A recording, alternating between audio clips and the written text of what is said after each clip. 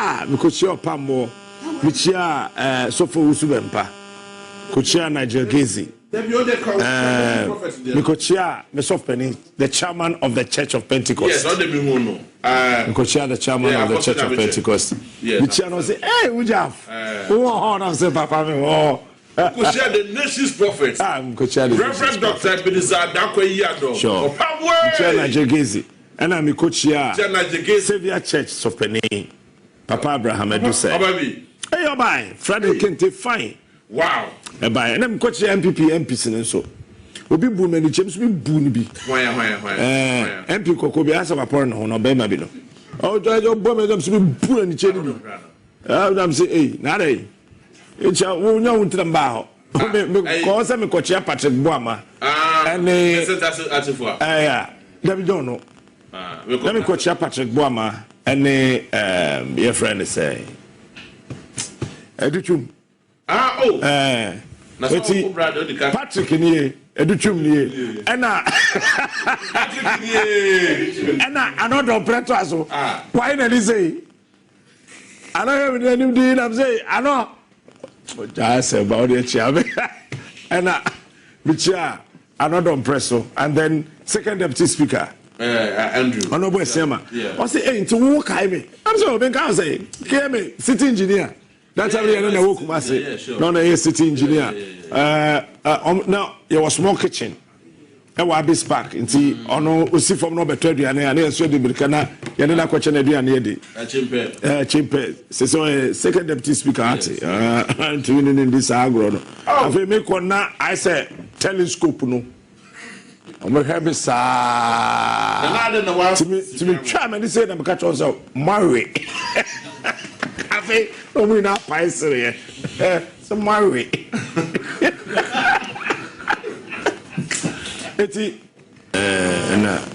And I said, yes, I said, Kiwunye president to you. Now, I'm here for Monkama command to my and Yadia. Yeah, but you're Mose. Mon sorry, Nafe, Monchia, Obi Fofro. And no, it's Sibium. One more day, Crata, so command and I do say, on Pam Chief Justice. Also on Pamobia. I say, also on Pam na case the moon you do. Case the moon you do, Chief Justice. Uncle baby. The Chief Justice. Hey, Uncle baby. Internet servant. Yes, I do. Say you. Yeah, you call no where you share speaker or yeah, the honorable Samana Bagbane. Honorable Bagbane. The right honorable speaker. Congratulations, sir. The right honorable speaker. Waye edwani na congratulations, sir. Congratulations.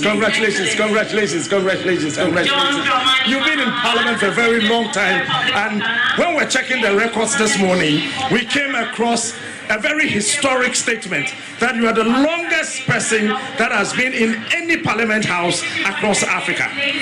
By the year 2028, you'll be 36 years in the Parliament of Ghana. This is a huge achievement. Sir, how were you able to do this? Starting from 1992 till today that you are the Speaker of the Republic of Ghana. Shall we please stand after I have been in the service of my people and mankind for all these years.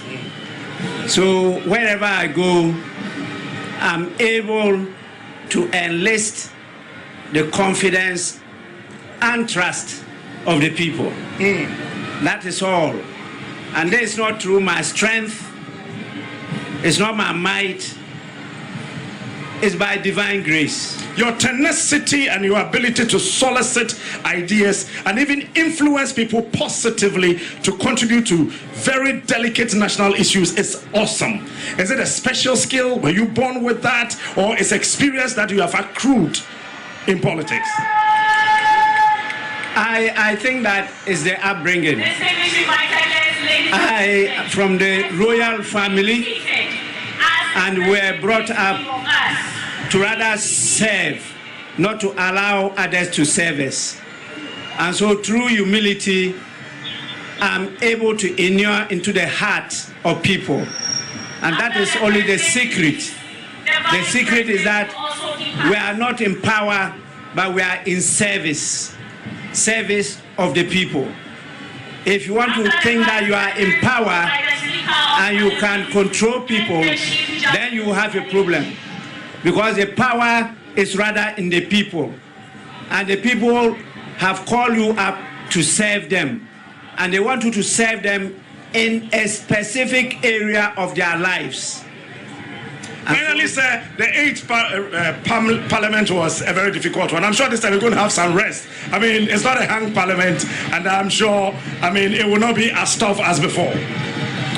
Well, I never take anything for granted, because the large numbers we have coming from the NDC is also a challenge.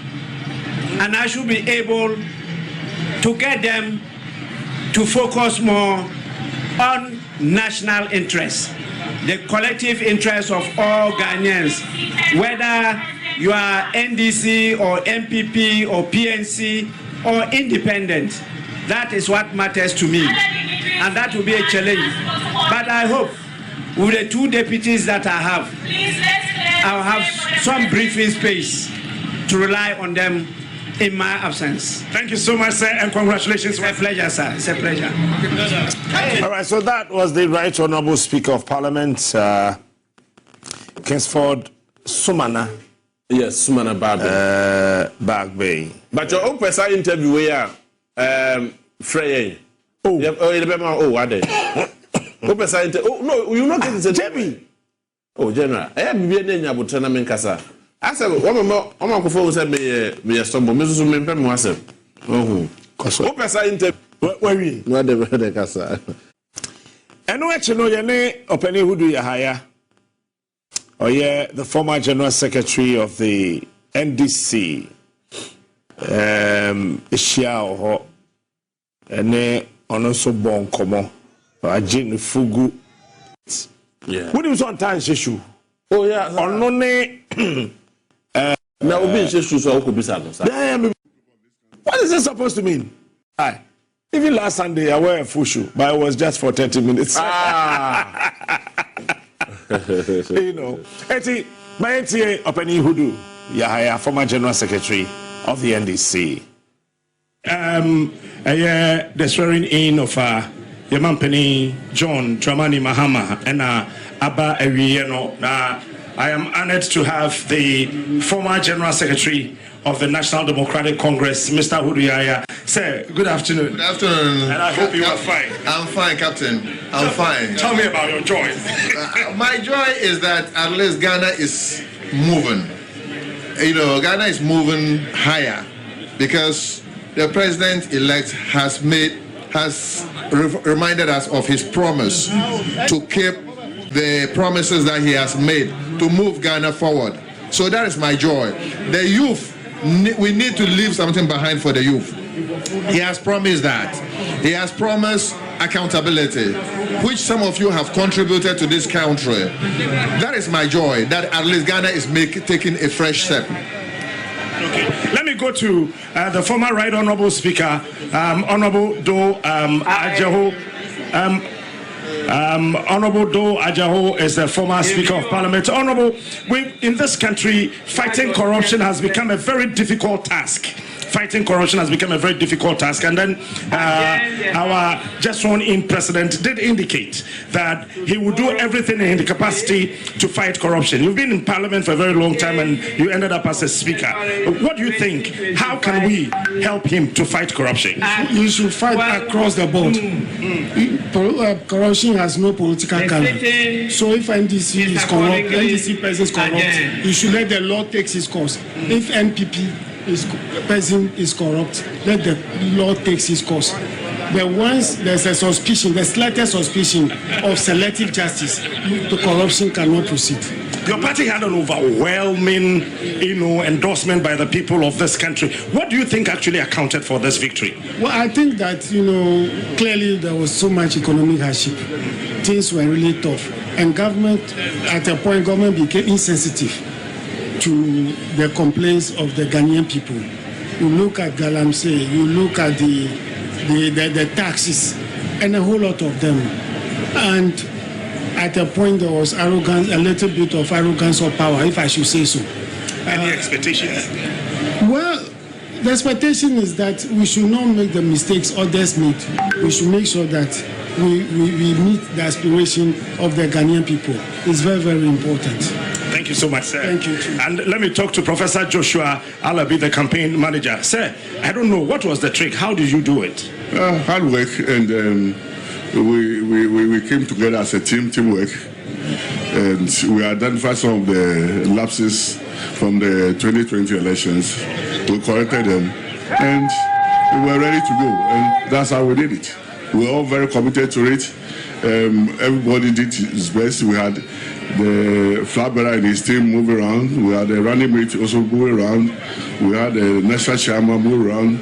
We had a national organizer. All facts we spread out, and I think that that helped us. We always also to identify some of the lapses in the Ashanti region, and we work towards that, and that also reduce what I call padding, and we were able to make it. You were a happy man this afternoon. I'm happy we are now going to reset the country. We have really salvaged the country from total collapse. The country was on its knees, and I believe strongly that with the team that is excellence will be forming, we're going to work hard. Any expectations? I'm expecting that we'll deliver on our promises, and the good people of this country will be happy with us, and will keep us in power for some time. Thank you so much. That's Professor Joshua Alabi, the proud General Secretary over time, Fifi Fiavi Kote. Honorable, congratulations. Thank you. The proud General Secretary. Thank you. How did you do it? I mean, teamwork, a lot of teamwork.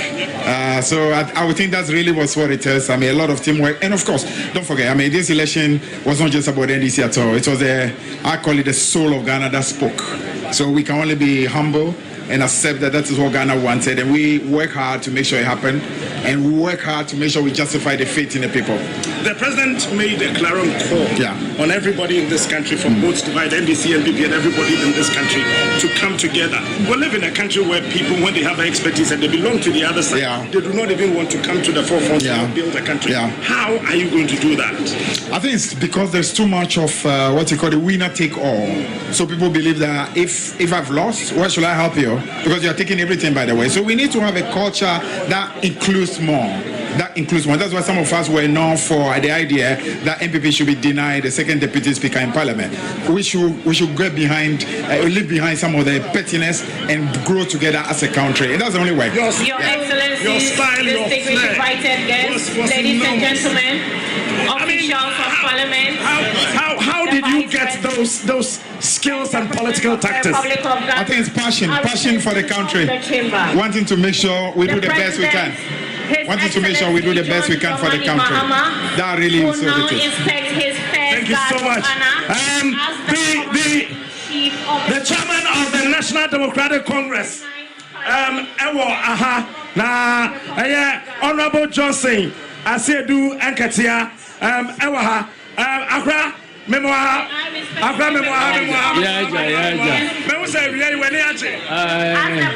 My friend say appointee. My here convoy no to a me home betting me. And no, I say. Etino, me nana ewaha. Me a medium. Now what that room? Said a beya menian from Suano. Kaubo unkonde dini ye mami and kameni bet. Yo. Nana Okofo will be accompanied by the Vice President, the second, the Speaker of Parliament, the Chief Justice, and the Ceremonial Achapim Adontin Abonte Domhine for the whole Gomwa. Miaslam Samiye Odikro war Yetu Funu Antia Yadoko Antiaze. And no Nana Ato. NPP for no. You to phone one tia. Maybe from the Adoba, any Gumwa and Saze. Mamiko, the most Reverend Lawrence Tete. Papa, good afternoon. Congratulations. Good afternoon. Thank you, Papa. Umpai Baba, Mapompai for transition. Said a bear,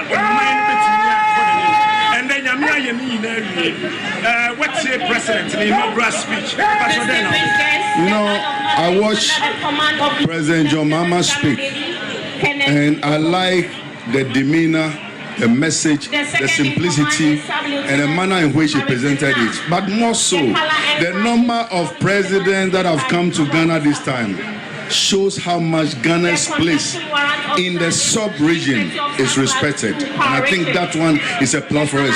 We Ghanaians should pat ourselves, all of us should pat ourselves and congratulate ourselves. But we shouldn't forget that we still have work to do.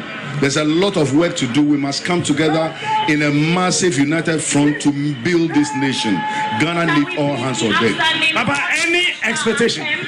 Yes, that we will be humble, that we will be steadfast, that we will be prayerful, and that is what the answer is. So God spoke to Solomon and said, if my people who are called by my name will humble themselves and pray and seek my face and turn from their wicked way, then will I hear from heaven, forgive their sins and heal the land. I believe the land will be healed, but these 4 things must be done. Thank you so much, Daddy. And congratulations. Thank you, sir. I like your suit. Thank you, sir. Thank you. Now, what's he saying? Many of you say, yet Danyamias, Yanyami to me, Sebi, Ubita baby, no Cassa, won't ya be said. Please be seated. No Cassino Bois, Sana Yami, no money per corner, Semnia, Yankupone Casano. So you are no proper, who not do a bonte, Tinipanya, who are no mabubrim. She presidents or maybe Gukruma, she distinguished men. I'm telling you, it's never happened in the history of this country. Is marching to ask permission. It tells us that at the Papa Bagana. Independence Square, no. Ebi, I don't know. Who go fi watch it? Oh, me wanna. See Jenna white shirt, no red tie, the blue suit. What if said who was a suit to that? Sir? They be a moose or shirt, any trousers, any jeans, any police attire. Ah, that they offer home. Fano who bruta, and the way you know 50 minutes. What 3 minutes fine? Oh, that's not a quack for ye. What police do not mean? Oh, I mean, I go for by, go for by. Nipa, but me sure say, we interview about Bianca, or cat Nakobesu. Where about me? There be Owusu. Of Ghana, for the well-being of our citizens, we must also bear in mind that the affairs of the world, if we care to shape, lessen, avoid, or even at the other end of things, maximize the effect they have on us. My brothers and sisters, barely a month ago, we held historic elections that have caused dramatic shifts in our political landscape. I feel greatly honored that you, my compatriots, considered me worthy of receiving such an unprecedented and overwhelming mandate to steer the affairs of our beloved nation at this critical time in our history. The magnitude of this victory in the presidential elections and the gains that were made by my party, the National Democratic Congress, in the parliamentary elections naturally and justifiably resulted in great joy and celebration across our country, Ghana. But celebrations, no matter how justified and how well earned, must be supplanted by discernment, sobriety, and deeper insights into why we received this kind of mandate in the first place. By voting as you did on December 7th, the Ghanaian people conveyed a powerful message, yet often overlooked by us politicians. This message was powerfully emphasized by a giant of American political history, President Ronald Reagan, when he declared at his inauguration some 40 years ago that governments have no power except that granted by the people. While Ghanaians take great pride in our thriving democracy, they are deeply dissatisfied with the quality of governance over the years and have openly voiced that dissatisfaction through the decisive actions that they undertake at the elections. Our people also understand that democracy is not just a token adorned with periodic elections followed by pomp and pageantry with the establishment of a new government. They expect that if democracy is celebrated as a superior means of governance, then its outcomes must be more tangible and benefit them in their individual lives. Any honest introspection and reflection on the pulse of our nation would reveal that many within our population do not feel that they have benefited from or partaking in this democratic dividend. Were people buffeted by severe economic crisis and hardships, and in the last few years we have lurched from crisis to crisis. But there is hope on the horizon. Today should mark the beginning of a new opportunity, an opportunity for us to make a difference in our governance and our economic management. We shall reset our dear nation, Ghana.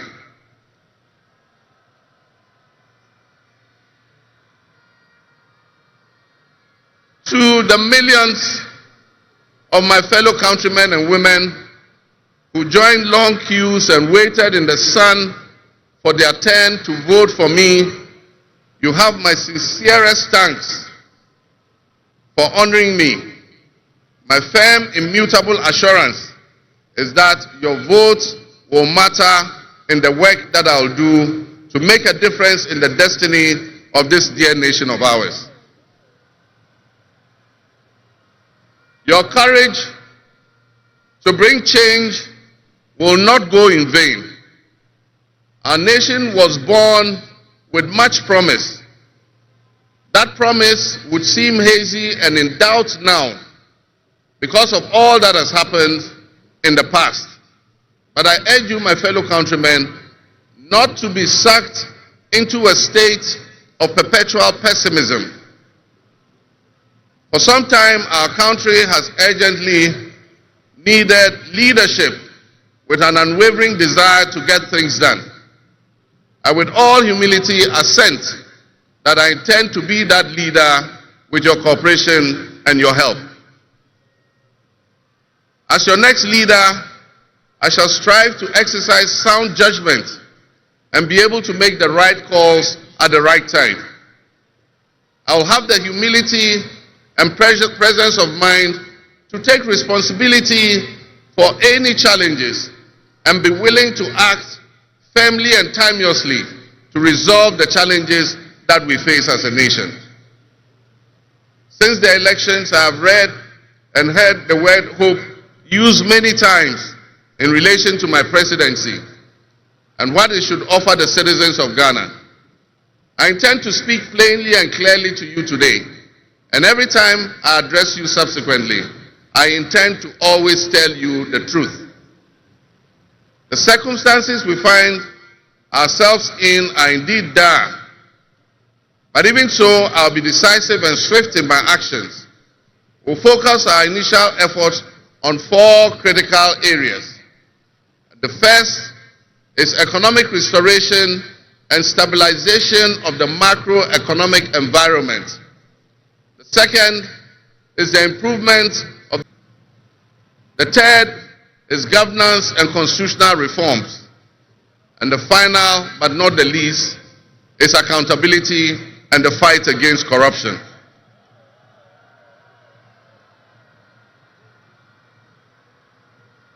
My brothers and sisters, actions have always spoken louder than words.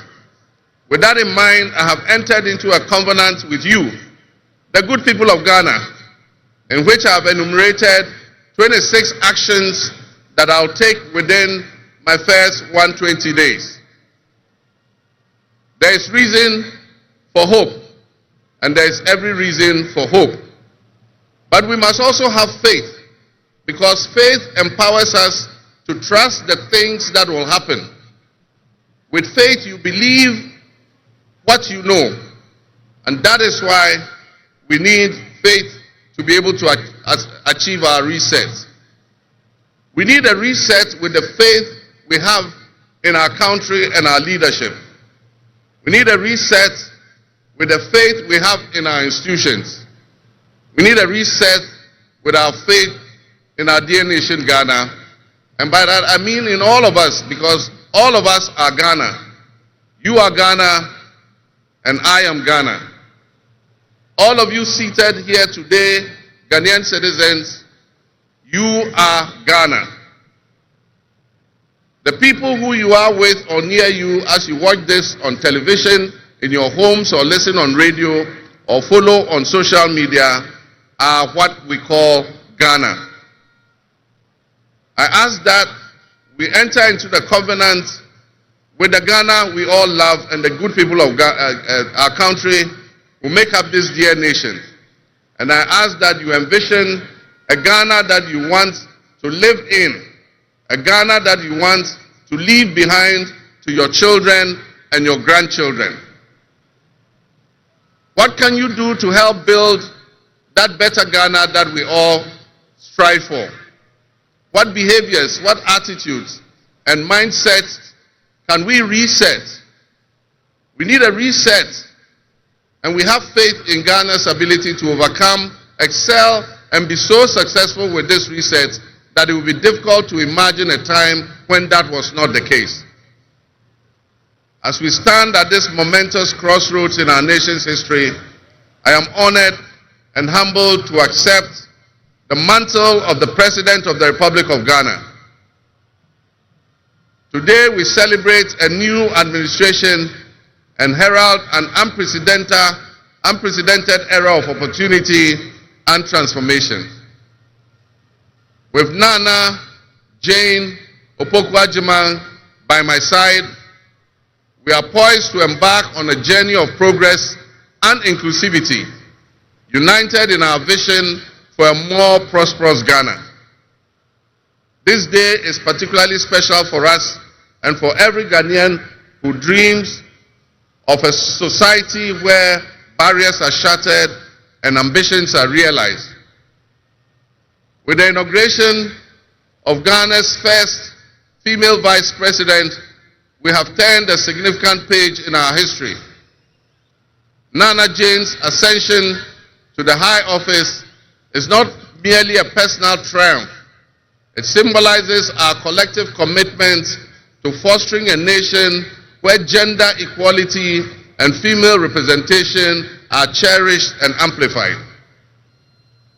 This is a powerful testament to the power of diverse voices to shape the future, voices that have the courage to soar beyond our traditional confines.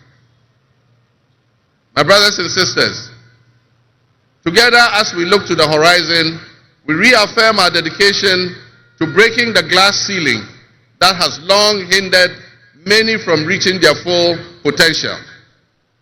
Governance that reflects all segments of our population strengthens our democracy and enriches our conversation. We stand committed to enacting policies that empower women and ensure that the door of opportunity is opened wide for our youth and our women, regardless of their background. Together we'll galvanize our efforts to create a society where every Ghanaian can dream, believe, and achieve without any restraints.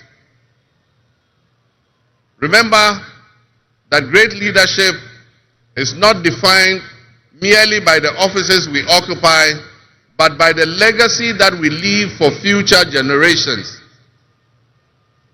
My administration, along with my Vice President, Nana Opoku-Agyeman, will prioritize inclusivity, accountability, and innovation, forging pathways that will lead to the upliftment of all of our citizens.